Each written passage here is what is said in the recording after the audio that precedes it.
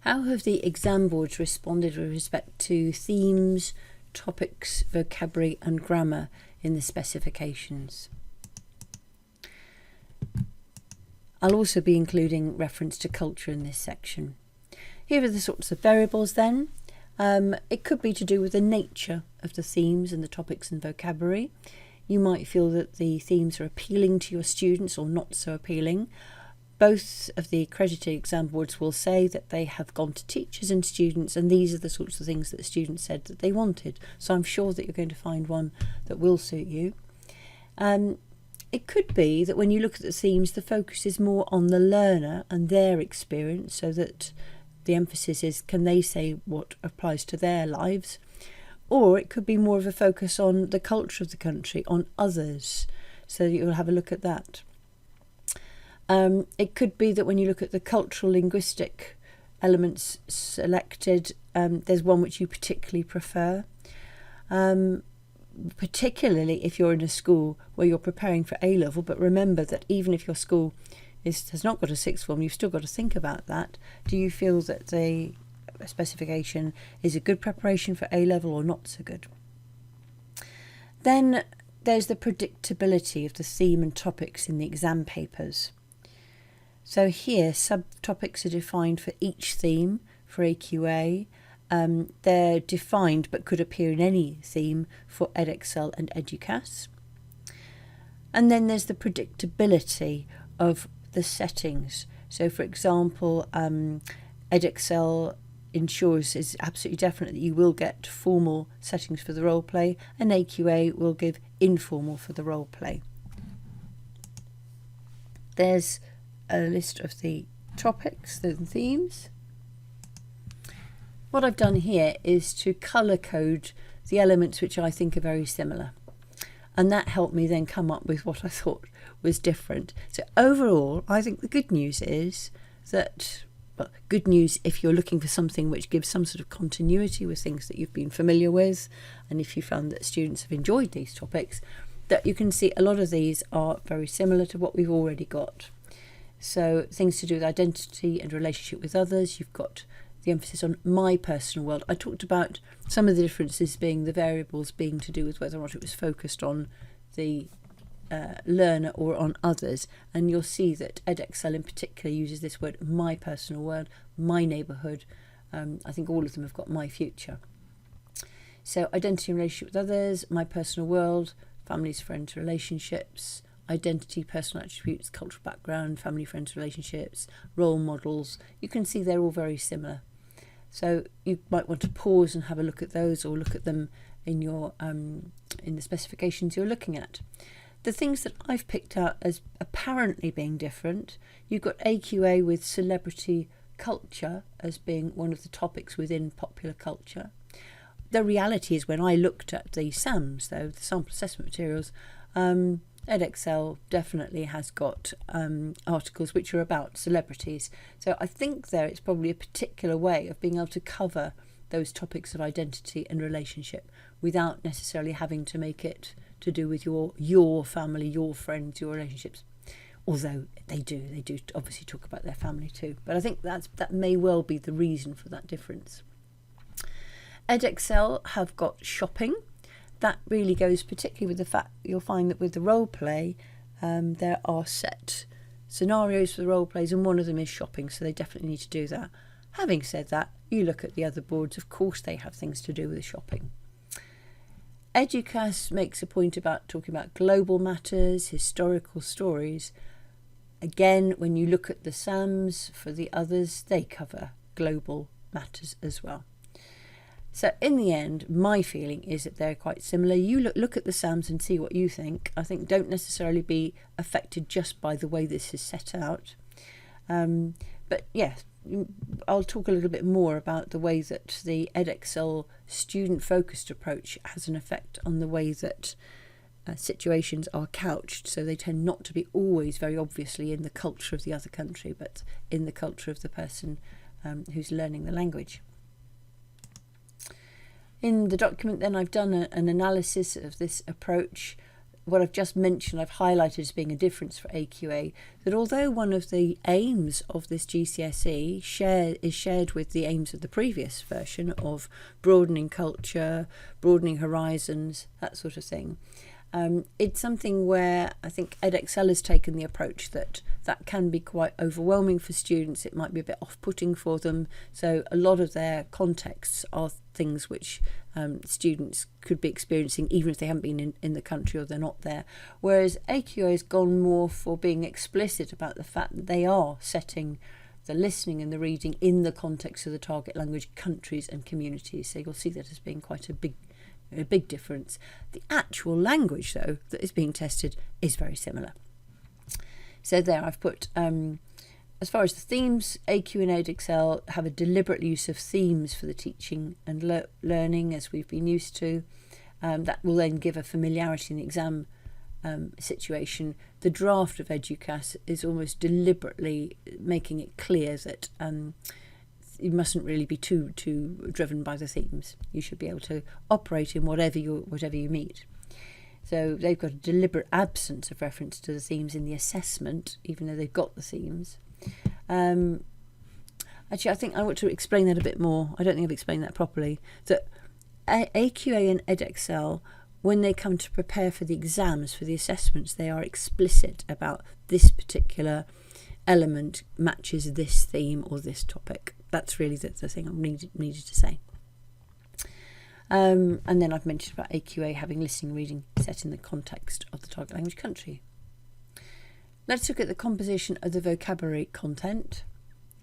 I've already mentioned this before in a previous video about the very, very severe constraint that's given to the exam boards about where these words come from. First of all, it's 1200 foundation, 1700 for higher. You can also add to that all of the conjugations of regular verbs or verbs which are expected to be known as being regularly inflected.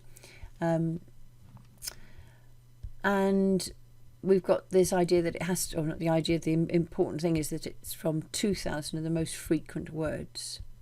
It comes from this corpus, which is the Rutledge one. That's the only one which really met the requirements of the subject content.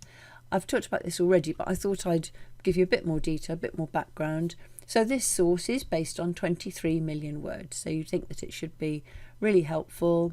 Of those 23 million words, half of them come from spoken French and half from written French text. But how do you get spoken French? Well, it's from written transcriptions, and this is the issue as to where did those written transcriptions come from. Well, in the introduction they tell you, so it's a high percentage of them come from parliamentary language. So the Canadian Hansard, the European Union parliamentary debates, look how many, 4.75 million of the words of the 11.5 million come from that sort of background.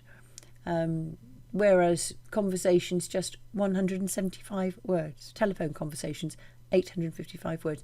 So this, I think, will explain a lot about which words appear in the so-called 2000 most frequent words. We have got, in addition to that, you've got these 30 short phrases, multi-word phrases, 20 items to do with culture. And just remember that for the assessment itself, you can have some of the words can be glossed, or indeed all proper nouns can be glossed. And by the way, I think that is really good when you look at all of the SAMs.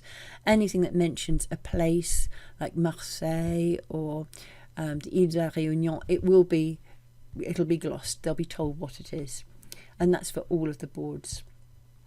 And then you are allowed to have cognates, although only up to 2% of the words. I think that's very different. I'm sure at the moment there are many more cognates than that.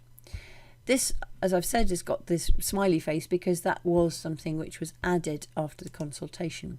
But you might want to see, well, what are those words? I'm not sure whether that is going to affect your decision, but it's interesting to see what have they chosen. Both exam boards have come up with these really useful spreadsheets. Here's the one from AQA, here's the one from Edexcel, where you've got tabs down here. You can click on whether it's foundation or higher, and then within that You can then sort it by part of speech, grammar, theme, and topics. And also you can do it culture, general, multi-word phrase. A difference here, slight difference, but I think it's something which I'm sure they could address, is that for AQA, helpfully I think, if you click on higher, that gives you the complete list. So if you're doing higher, you will come up with all the words which you can use for whatever you're putting together, like assessments. However, it is quite helpful, isn't it, I think, to know, well, which are the ones which are only higher as opposed to foundation. And that you've got on the Edexcel, you've got a higher only tab. But I've actually, well, not me, David Blow, wonderful David Blow, has come up with a spreadsheet, which at the moment we're just making sure it's accurate before we share it. And on that, he's got all of the Rutledge top 2000 and then mapped against them which ones have been chosen by AQA for foundation and higher. In other words, that's the foundation, or which ones are higher only. So that's AQA, then is it foundation or is it just higher? And then Edexcel, again, is it foundation or is it higher? So that's a way that you'd be able to sort and see what they've come up with, and that's how long the spreadsheet goes up to. We took quite a long time doing that, so I hope people will find that helpful. When I do publish it, please do let me know if there are any mistakes. There will be mistakes. Here then are the words which have been chosen for culture. So you've got AQA, Edexcel. I've highlighted things where they're different, so you can see quite big differences here. So I've tried to analyse it. What have we got? In AQA, you've got 7 countries, 1 from overseas. There are 2 seas, 2 mountains, 6 relating to customs, and 1 I've put to do with system. I didn't know what category to give baccalaureate, but I thought it's something to do with the Francophone country. And then Edexcel, you've got 6 countries, 4 continents. So they've gone for that. 1 overseas, 5 to do with customs, 1 city, and then reference to Francophone and France d'Outre-mer, and they've got 1 monument there. So I suppose if you look at this, you could say AQA, the difference is that they've included religious festivals. So they've got Noël, Christmas, and Pâques for Easter, whereas Edexcel hasn't got those, and it's also got Muslim festivals as well, countries rather than continents, whereas Edexcel has gone for your continents and these a category rather than actually stating particular places which are overseas, like La Réunion. They've gone for a category, France d'Outre-mer. I've got a mistake there, sorry, but note that all of them can add cultural words in the main list. So just because those words are not featured in the culture words here, they could well be in the list itself. And I've got a slide on that later. Oh gosh, my spelling is not good here, is it? All must gloss proper names which are not in the vocab list. So, just because they haven't got the cultural word there doesn't mean they can't use it. They will be able to put it in and be able to gloss it. So my real advice here is don't judge just by this and think, oh, well, one is particularly going to help my situation. Look at the sample assessment material, look at the vocabulary list to see whether things are mentioned. And of course, through all of this is just talking about the assessment. This is how your students will be assessed. Surely, of course, you're not going to leave out some of these words just because they're not in the list. Are we really going to say, no, we're not going to mention that some people celebrate Christmas at this point and use the word Christmas? I can't believe that you're going to miss out a particular Muslim celebration just because it's not in the list. Right, let's see the next one. Yeah, multi-word phrases. Again, could look at this, it's interesting, but you'll find that there are quite a lot of these phrases which are shared by both boards, but they just haven't interpreted it as being a multi-word phrase. I think the rule was it has to be a multi-word phrase if it needs more than one word in order to render its meaning. So what have we got here? The classifications do differ sometimes. So, for example, AQ has included après avoir, after having, as being a multi-word phrase, whereas when you look at the edXL list, even though they haven't got it here as a multi-word, it does feature in the vocabulary list, but they've called it a preposition.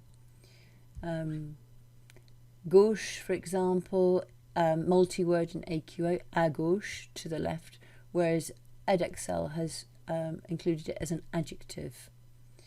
Au revoir in AQA is a multi-word phrase. In edXL, they've called it an interjection. I'm not going to go through all those now, but almost just to say it's interesting, but you'll find that a lot of these things are in both word lists. So I've put together, for all of those words that I showed you earlier on, I've made up some categories for myself just to be able to compare them. I do need to check this, but just broad brush, I would say they're very, very similar really in the coverage of topics. I cannot resist sharing with you these lists which show just how difficult it's been for the awarding bodies to select that precious 15% that they're allowed over the 2,000. Remember that 85% of the words have to come from the top 2,000. So I know that they must have been having to fight over which ones they're going to put over those lines, because also they've got to include certain grammatical conjugated verbs. So that makes it even more limited. So on this, it's interesting to look at this and alarming, but the main thing I would say is do distinguish between teaching and learning, what's appropriate to your students, what are you going to do for 5 years in your classroom, as opposed to the testing. In the testing, yes, the listening and reading is defined, so when you get to the assessments, I would think it's absolutely fine to create assessments which just use the words they like to come across when it comes to the assessment. But as far as speaking and writing goes, everything is open. The students are allowed to use any words. They will get equal credit for words which are not on the list. Not additional credit. It's not going to be their advantage because they know more words, but they'll get equal credit. So of course you're going to use those other words which are not in the top 2,000 and which are not on the lists. This is meant to be impartial, but you can probably tell my emotion on this. This I feel very strongly about, really. And then, just out of interest, you can consider the rationale. It could be that people are deliberately leaving some words out, knowing that actually you're going to be teaching those. Anyway, let's look at this example of pets, one of my favourites, because I defend talking about pets. I find that people quite like that. So look at this. You've only got 3 words in the top 2,000: animal, animal, animaux, chien, animal, animals, and dog. That's all you've got. So what this is showing you, there we are, that's from the list, that's from the Routledge list. And it's showing you, they've all gone for the ones which are in the top 2,000, but edXL in addition have included a horse, a cat, and a rabbit. Dan, you're not going to make it, are you, that if you've chosen AQA that you don't teach those? If someone's got a cat, you're going to let them tell you you've got a cat, and you're going to let others know they've got a cat as well. It's not just going to be their word. What about food? Well, in the Routledge, the only food to make it: water, fruit, fish and coffee. There's a good balanced diet for you. You'll notice here, so this is where I've put it onto the spreadsheet and I've sorted it according to my category, so it might not be totally right. But yes, all 4 of them gone for the top 4. You can see edXL have gone for more food and drink than AQA. I think that's particularly because they've got the role play scenarios which require them to be able to use those words even more. Family, more words come up in the top 2,000 there. That's the official Routledge. So they've got more, and then they've just sort of slight differences here. So in the edXL, they've gone for the word grandparents rather than grandmother, grandfather. And then what do we got here? So edXL have got the stepbrother, that could come up, whereas AQA has gone for they've all got stepfather, stepmother. But of course you're going to teach those words if they're applicable to the students. Sports, I couldn't resist putting I quite like that little thing I got from Word for laughing, little panda on its back. So why are these words, why have they come up in the top 2000? Well, you can see that they're ones which have got meanings which would go beyond sport as well. Jeu can have a generic sense. The goal can have a generic sense. Lutte, wrestling, really? No, it's because it's a synonym with a struggle. So you can see what it is, why those words have come up there. Even the word stade can also mean a stage. So there, what's happened there? Yeah, they've gone for the ones which are in the top 2000, but then they've added others which they feel are particularly important for them. So you can have a look at those. I keep on repeating myself, and I'll stop saying it after this, that just because the word is not there, just because you've got people who like walking, you're not going to say, therefore, we're not going to do Edexcel because only AQA lets them do walking. I said I'd mention this earlier about the cultural side, that just because in the 20 words you haven't got a particular word, doesn't mean necessarily that they are not featured. So if you look in the vocabulary list here, look at all of these which are featured even though they're not categorised as culture. C is for culture. So there again, notice that in the top 2000 you've just got mainly adjectives describing nationalities. And then clothing. Only 3 made it to clothing. So bas, which also means low, complet, soup, also meaning complete, and poche.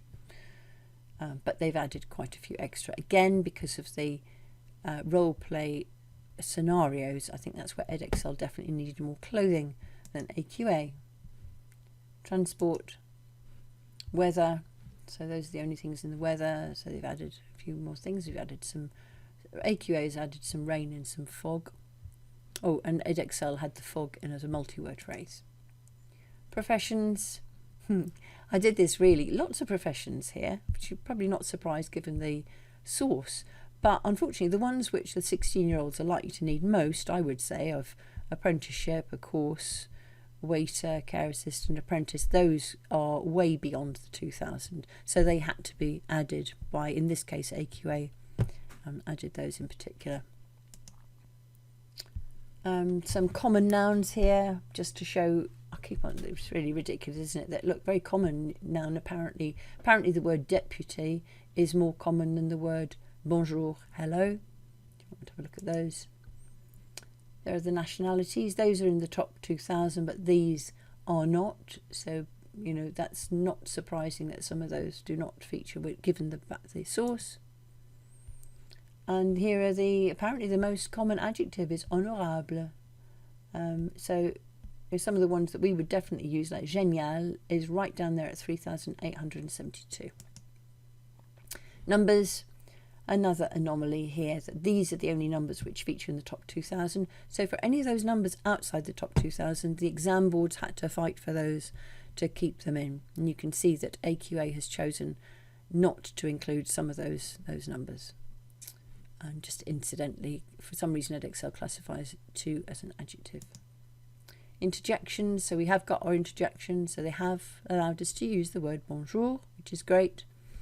But look, a word like salut doesn't make it to the top 2000, but AQA does allow us to have it, and Edexcel, AQA higher tier only there. But of course you're going to use that word. These are just odd things I've mentioned before, that surely the word toilet must feature as a very frequent word. People are always asking where the toilets are. You have signs for it, and yet it's right up there. And this odd thing about chicken. I mean, they do eat chicken. There are chicken sandwiches, but how it's got right down there, I don't know. That was a lot on vocabulary, but I think that's where I'm just appealing to you not to go too much on the vocabulary. For that, you can see what the constraints are, and you can teach any of them.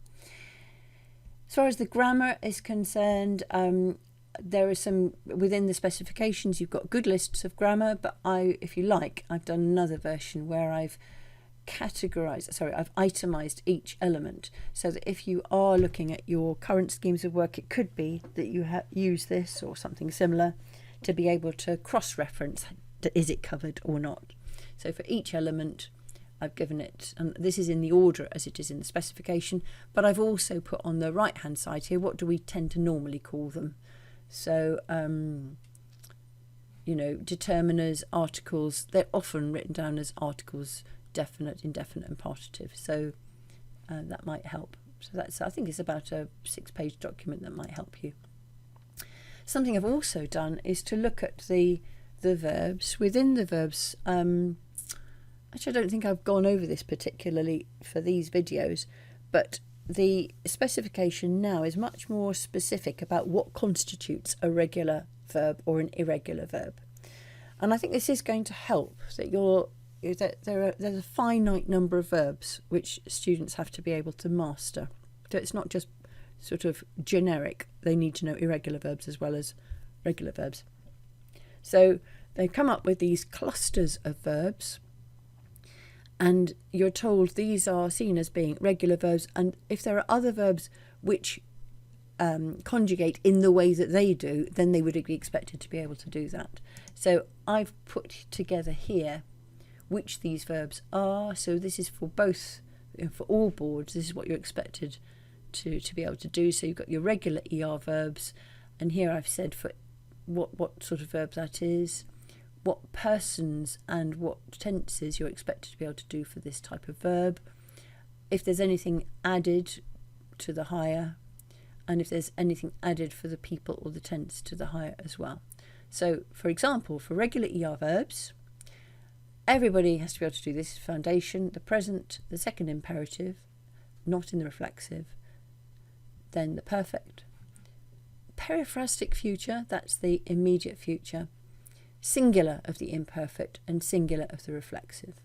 So you might know that's added actually, isn't it? They didn't used to have to do the singular imperfect for ER. It used to be. Currently, it's just with avoir and faire and aller, I think, and être.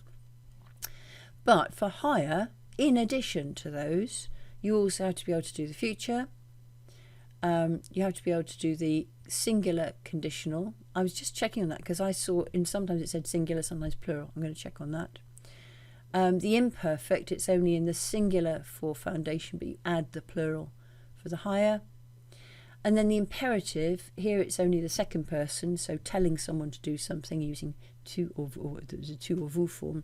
Here you've got the imperative with the first person plural, so let's do something. And also the present participle, by doing something. I'm not going to go through every other one like that, but that's just giving you the principle then of what the verb is, what the people and tenses are for foundation. Is there any extra verb for higher? What the people and tenses are for higher.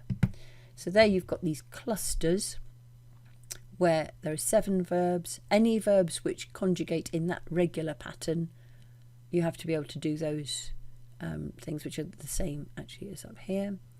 And then for higher you add connaître and écrire to be able to do the same as that for the and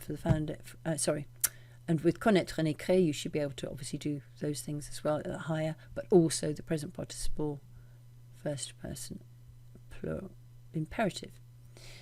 Then you've got these high frequency irregular verbs, faire, être, aller, avoir. And then there are 9 verbs which are seen as high frequency, which for both foundation and higher you're expected to know as singular in the present, the past participles, imperatives, infinitives. But where I've put V, that has to be written into the vocabulary list. So that's using up some of the 1,200 or 1,700 words. So V just means it's treated as a vocabulary item, but you're expected to know those. Then you've got your impersonal verbs, your modals, which you only need for higher. You add the perfect and past participles, which have to be put in the vocabulary list. They are as words. Reflexive, periphrastic time there. So that, yes, sorry. Remember, you do have to do this periphrastic future of immediate future, but this time phrase, I should have put time phrase there, to be in the middle of doing something and to have just done something is higher only. Depuis has come out now of the foundation. It's only in the present in the higher, so no longer in the imperfect in the higher. Passive tells you when you need to use that, and it's just the passive present.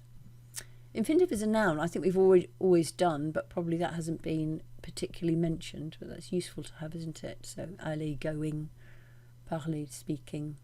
Then the negation, it particularly as now you're told what you have to do for foundation and what you're meant to do for higher. So that's the information, and then what I've done is I've taken all of those. I'll go back to it. The seven foundation, and you'll get used to this. I think it's the 7 foundation cluster verbs, or 9 when it's higher cluster verbs. Sorry, anchor verbs. What I've done is I've looked at each of those anchor verbs, and then I've looked at AQA and EdXL and worked out which verbs have they put on their list, which follow that pattern. So I think that's probably something you'll be doing as you go through. Just check that you've got people, first of all, knowing how to conjugate the verb choisir, to choose, but then being able to apply it to these verbs. And you can see some of them are shared, so they've both got finir, whereas some of them are not shared. So for example, fournir, to provide, seems to be only EdXL higher, définir, to define, only AQA higher. And with this, by the way, I'm sharing all of this. I may well have made mistakes. I've gone through it fairly quickly to assign them, so I will look at that again. So I've done that for choisir, all the ones which are like partir, so a lot of those are shared, which are the ones like venir, again shared, so appartenir, to belong, is just for the higher level for both AQA and EdXL. In fact, there's a lot of similarities there. Verbs which go like ouvrir there, verbs which go like entendre, verbs which go like prendre, traduire, connaître, and écrire, so those are the higher ones. So I'm hoping that will help people when they're putting together exercises.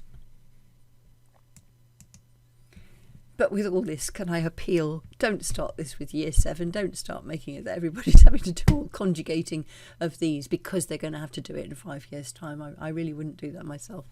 Well, you can do what you like, but I would really advise against that. I'm generous, aren't I?